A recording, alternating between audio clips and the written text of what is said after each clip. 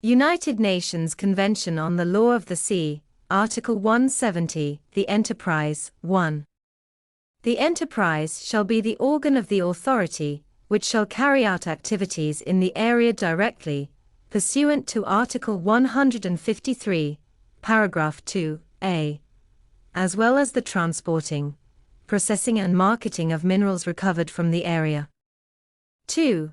The enterprise shall, within the framework of the international legal personality of the authority, have such legal capacity as is provided for in the statute set forth in Annex IV.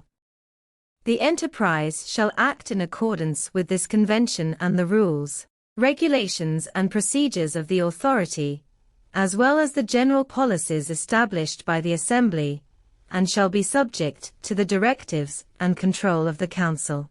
3. The enterprise shall have its principal place of business at the seat of the authority. 4. The enterprise shall, in accordance with Article 173, paragraph 2, and Annex IV, Article 11, be provided with such funds as it may require to carry out its functions, and shall receive technology as provided in Article 144 and other relevant provisions of this Convention.